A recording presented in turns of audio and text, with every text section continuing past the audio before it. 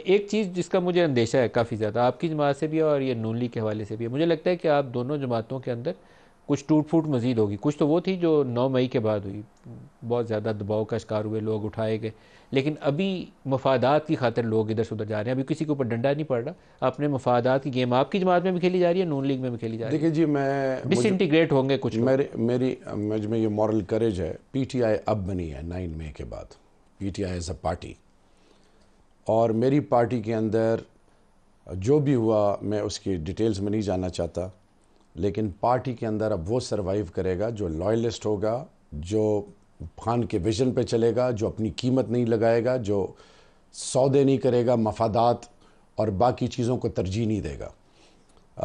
ये मैं आपको बड़ी ईमानदारी से कहूँ, क्या हमें कितनी कितनी ऑफर्स नहीं हुई होंगी? क्या ऑफर हुई आपको? बहुत कुछ, आप बहुत कुछ, आपकी सोच से भी प्रेस कॉन्फ्रेंस कर बहुत, प्रेस कॉन्फ्रेंस तो बहुत छोटी सी बात है। अच्छा, देखिए जी, हम ओहदों के लिए नहीं आए थे, और मैं थोड़ी तस्हीह करना चाहूँगा मोहसिन भाई की, ये मुझे जानते हैं। सरगोदा जहाँ से इनका ताल्लुक़ है, इनके साथ मेरा वहाँ का भी ताल्लुक़ है, और पार्लियामान का भी बड़ा करीबी और इज़्ज़त वाला ताल्लुक़ रहा है और रहेगा हमेशा इंशाल्लाह। हम ओहदों के लिए नहीं आए, हम एक मकसद के लिए आए हैं। और मुझे तकलीफ होती है कि उस शख्स पे 71 साल शख्स जिसका सब कुछ दाव पे लगा, और उसका कॉमरेड पार्टी मेंबर एक आगे कहे कि जी टिकट इसको दे दो, या ये इस तरह दे दो, या मुझे ये कर दो। मेरी ये चीज़ें समझ में नहीं आ रही। मैं सिर्फ इतना कहना चाहूँगा कि खान साहब की कमिटमेंट को सलाम है, उसकी गैरत को सलाम है कि वो क्या मैसेज देते हैं कि मैं वो बंदा हूँ जो कहता था कि मेरी ज़िंदगी से ज़्यादा अहमियत अफवाज पाकिस्तान की है, नंबर 1। नंबर 2, मैं सब कुछ माफ़ करना चाहता हूँ। नंबर 3, मैं अपने केसेस पे हर चीज़ के लिए तैयार हूँ, उस पर कोई कॉम्प्रोमाइज़ नहीं होगा। क्या इमरान फौज से बातचीत के लिए तैयार है? देखिए मेरी बात सीधा जवाब। मेरी बात सुने, खान साहब पहले भी तैयार थे, अब भी तैयार हैं, और मैं बात बताऊं जी, लेकिन कोई ऐसी चीज कि जिससे एनआरओ या कोई फायदा नहीं मिलेंगे। Only for Pakistan. मैं एनआरओ कह ही नहीं रहा, ओनली फॉर पाकिस्तान। मैं कह रहा हूं civil military relationship, good working relationship. हर इमरान फौज से बातचीत के लिए तैयार हैं। इमरान खान की जनरल बाजवा के साथ जब हमारी थी, तो as a team civil military relation were exemplary. हम शुरू में कहते रहे, बाद में क्या हुआ, जनरल बाजवा साहब को क्या चीज ज़हन में आई, I don't want to get into that. अभी वापस आता हूं, इस टाइम पाकिस्तान की अभी भी वर्किंग रिलेशनशिप होनी चाहिए, बिल्कुल एग्जाम्पलरी होनी चाहिए, एग्जाम्पलरी होनी चाहिए। मैं पाकिस्तान, देखिए पहले पाकिस्तान है, फिर इमरान खान है। पहले मेरी धरती माँ है, ये माँ है तो हम सब कुछ हैं, और ये मुझ में मॉरल करेज हर फॉरम पे। पाकिस्तान के अंदर पाकिस्तान की सालमियत के लिए तमाम स्टेक होल्डर सुन लें, पाकिस्तान और इमरान खान लाजिम व मलजूम है। ये और जिस तरह इमरान खान लाजिम व मलजूम है, इसी तरह पाकिस्तान के अफवाज Pakistan, law enforcing agencies, intelligence agencies और political stakeholders, they are as effective and responsible for the solidarity and integrity of Pakistan। मैं आना चाह रहा हूं, लेकिन ये चीज कि किसी को जिस तरीके से ये 21 तारीख को हुआ, फॉर्म 45 के साथ दस्तखत करवा के, ये जो ड्रामा, ये जो पाकिस्तानी कौम की तजलील की गई है कि आपने उनका हक उनसे छीना है। पहले फॉर्म 45 47 का ड्रामा इस दफा जो हुआ है, ये क्यों इलेक्शन कराए हैं? फिर अगर आपने आजमाए हुओं को, उनको जिनका दूर दूर से ताल्लुक नहीं, आज कैबिनेट में डिबेट हो रही थी एग्रीकल्चर पे कि ये जो इस वक्त जमींदार के साथ जो कर दिए किसान की जो हालत है, और उस पर बात कौन कर रहा है? उस पर बात वो लूटने वाले हैं जो उसकी बुनियादों को खोखला करने वाले हैं। सिमिलरली मलिक साहब, पाकिस्तान के अंदर civil military relation is the end of the hour. हम बहुत दिनों से इस प्रोग्राम में बात करते हैं कि एक गुड सिविल मिलिट्री रिलेशनशिप रहनी चाहिए, और उसके अंदर इमरान खान भी उस इक्वेशन में शामिल होने चाहिए, क्योंकि एक बड़ी जमात के सरबराह हैं।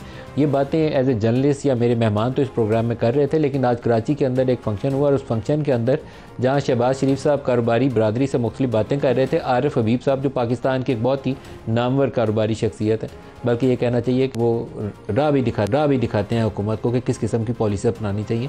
वो वहाँ खड़े हुए तो उन्होंने कहा कि जहाँ आप बहुत से काम कर रहे हैं, तो एक दोस्ती वाला हाथ जो है वो अपने हमसाया मुल्क की तरफ बढ़ाइए, और दूसरा दोस्ती का हाथ जो है वो जो बासी है अडयाला जेल का उसकी तरफ बढ़ाइए। ये बहुत अच्छी गुड स्टेटमेंट, पावरफुल स्टेटमेंट थी। बुनियादी तौर पर ये दो बड़े ऐसे इशूज़ हैं जिनको हम एड्रेस कर लें तो हम बहुत सारे तनाज़ात से बच के पाकिस्तानी कौम के, पाकिस्तान के लोगों की भलाई की राह निकाल सकते हैं। तो आरिफ हबीब साहब हमारे साथ शामिल हो रहे हैं। आरिफ साहब, आपको एक तो मैं क्या आपने वहाँ हिम्मत करके ये बयान दिया, आप शर्माए नहीं, झिझके नहीं, आपको ये खौफ नहीं आया कि आपसे कौन खुश होगा और कौन नाराज़ होगा। पहले तो अडयाला के बासी से ही शुरू करते हैं। आपके ख्याल में क्या इस्टेब्लिशमेंट, क्योंकि शहबाज शरीफ से आपने ये सवाल शायद कह तो दिया आपने उनको, लेकिन he is not the right person to take this decision, he is not powerful enough कि वो आगे बढ़ें और कहें कि हाँ ये इनिशिएटिव मैं लूँगा। ये इस्टेब्लिशमेंट को काम करना पड़ेगा। क्या इस्टेब्लिशमेंट और इमरान खान के दरमियान में गुड कॉर्डियल वर्किंग रिलेशनशिप होनी चाहिए? क्या इसका इनिशिएटिव कारोबारी बरादरी ले सकती है? क्या आप आर्मी चीफ से इंटरेक्ट करके ये बात कह सकते हैं? जी बिल्कुल। आई थिंक ये देखिए, ये तमाम स्टेक होल्डर, मैं समझता हूँ कि जितने भी पॉलिटिकल लीडर्स हैं वो पॉलिटिकल लीडर्स जो है वो तमाम आवाम को जो है वो रिप्रेजेंट कर रहे होते हैं। अब कुछ जो है वो ज़्यादा परसेंटेज को कर रहे होते हैं, कुछ को, लेकिन तमाम लोग जो है रिप्रेजेंट कर रहे होते हैं। और उनमें आपस में जो है वो बातचीत का जो है वो प्रैक्टिस होनी चाहिए और वो मुल्की मामलात के अंदर एक दूसरे से वो बात करें और जो हमने मसले मसाइल हैं उसके हल निकालें। और ये तमाम पॉलिटिशियंस ये कह रहे होते हैं कि भाई ये हम कोई अकेली पार्टी का के जो है वो उसमें दस्तरस में नहीं है कि ये सारे मसाइल पाकिस्तान के सब मिल के जो है वो हल करेंगे। आरिफ साहब का बयान सुनवा सकते हैं हमारे पास रेडी, तो वो बयान सुनवा दें। इन्होंने कहा क्या वज़ीर आज़म को? आपने और हाथ हमारे पीपल्स पार्टी के साथ मिलाए, आपने और लोगों के साथ मिलाए, उसके अच्छे नताइज जो है। IMF से हाथ ना मिलता तो इनसे किस तरह हाथ मिलते हैं? दो और हाथ जो है मैं सजेस्ट करूंगा आपकी जो है वो सबमिशन कि एक जो है हमारे पड़ोसियों से हाथ मिलाएं जो आप काम कर रहे हैं इसके ऊपर। आई थिंक उसके भी जो है वो बहुत अच्छे नताइज आएंगे, इंक्लूडिंग इंडिया, मैं समझता हूँ। और आप ये कर सकते हैं कि इंडिया के साथ भी जो है मामलात को ठीक करते हैं। दूसरा, जो अडयाला के बासी हैं उनके साथ भी आप हाथ मिलाएं, वहाँ भी मामलात को जो है वो बेहतर करने और वो आप कर सकते हैं। रांझा साहब, इसका आपसे जवाब चाहूँगा, अडयाला के बासी से हाथ मिलाना चाहिए? देखिए, जहाँ तक अडयाला के बासी का सवाल है, देखें हमारे हाथ मिलाने से या ना मिलाने से फ़र्क नहीं पड़ता। इमरान साहब को ख़ुद भी ज़िम्मेदारी का सबूत देना पड़ेगा। एक स्टेटमेंट दे देना आर्मी चीफ़ के हवाले से जिसके बाद जिसकी कोई बुनियाद ना होना और इतना बड़ा इल्ज़ाम लगा देना, एक 9 मई का वाक़या कर देना। अब अडयाला के बासी से कौन इस हालात में हाथ मिलाए, जबकि अडयाला का बासी जो है वो ख़ुद ही एक सुसाइड मिशन पे नज़र आ रहा हो। तो ये जब चीज़ें हमें देखनी पड़ती हैं तो हम उसमें किसी के पर्सनल एक्शंस के लिए हम क्या गारंटी दे सकते हैं, क्या श्योरिटीज़ दे सकते हैं किसी के पर्सनल एक्शंस के लिए जो उसने ख़ुद किए हों, जिसका ज़िम्मेदार भी ख़ुद हो और जिसके लिए पाकिस्तान के बीच में एक जो सिस्टम है, लीगल सिस्टम है, उसमें सज़ाएँ भी जो हैं तजवीज़ की गई हों। तो उससे जो अगर देखें कोई अगर मुज़ाकरात होने, अगर सियासत की बात हो, कानून साजी की बात हो, इनके साथ पब्लिक अकाउंट्स कमेटी के चेयरमैन बनाने की बात हो, वैसे अल्लाह की शान है, लेकिन उसके अलावा और भी कई चीज़ें हों तो ये चीज़ें तो सियासतदान हल कर सकते हैं। अब फ़ौज के इदारों के ऊपर जहाँ पे मुद्दई हो, देखें ना, मुद्दई की मर्ज़ी के बगैर सुलह किस तरह हो सकती है? नदीम साहब, आप किसी मुकदमे के मुद्दई हो, मैं आके आपको सुलह की गुजारिश ही पेश कर सकता हूँ, लेकिन अल्टीमेट फ़ैसला आपका है क्योंकि मुद्दईयत आपकी में दरख्वास्त जो है और FIR मुकदमा दर्ज हुआ है। तो इमरान खान साहब को जो असल मुद्दई हैं उनके हवाले से अपना टेम्परेचर जो है उसको डाउन करना चाहिए। और शहरयार अफरीदी भी मेरे भाई हैं और मैं इनको भी ये कहूँगा कि देखें, आज मैं उस वक्त नेशनल असम्बली में शहजाद अकबर के ऊपर तनकीद किया करता था, हफीज़ शेख होते थे। पहले इसी हिस्से पे ज़रा फोकस कर लें। रांझा साहब, आपकी इजाज़त से आरिफ साहब थे फिर दोबारा हमारे साथ शामिल हो गए। आरिफ साहब, इमरान से गुफ्तगू जो मैंने आपसे सवाल किया था, रांझा साहब ने कमोबेश वही जवाब दिया कि ये फ़ौज कर सकती है। शहबाज में वो सकत भी नहीं है और वो इनिशिएटिव भी नहीं लेंगे, बिल्कुल नहीं लेंगे। वो पीछे रहेंगे कि फ़ौज करना चाहती है तो करे, नहीं करना चाहती तो ना करे। क्या कारोबारी बरादरी फ़ौज से इंटरेक्ट, इस्टेब्लिशमेंट से इंटरेक्ट कर सकती है? क्या आप कदम बढ़ाइए ताकि पाकिस्तान के लिए रास्ता निकले?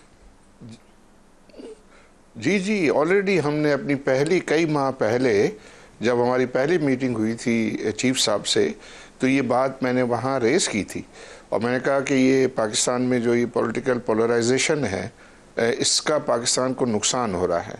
उनके सामने ये बात की थी। और सिर्फ ये नहीं कि इन्हीं को हमने कहा है, प्राइम मिनिस्टर शहबाज शरीफ को।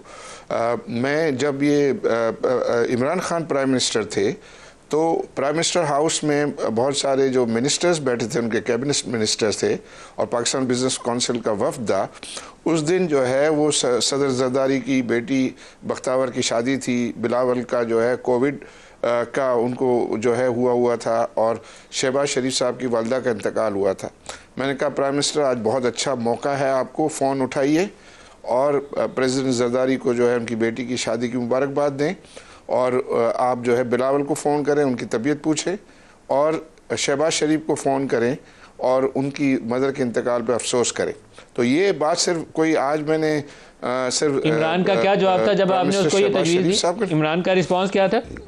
उन्होंने कहा जी, उन्होंने कहा कि जो है वो मैंने ट्वीट कर दिया। मैंने कहा ट्वीट काफ़ी नहीं है, आप फ़ोन करें, और अगर आप फ़ोन करेंगे तो आज जुमा है, क्या कहा उन्होंने, और स्टॉक एक्सचेंज जब मंडे, तो उन्होंने कहा कि मैंने ट्वीट कर दिया। तो मैंने कहा, तो उन्होंने कहा कि भाई ये आरिफ मुझसे वो बात करो जो मैं कर सकता हूँ।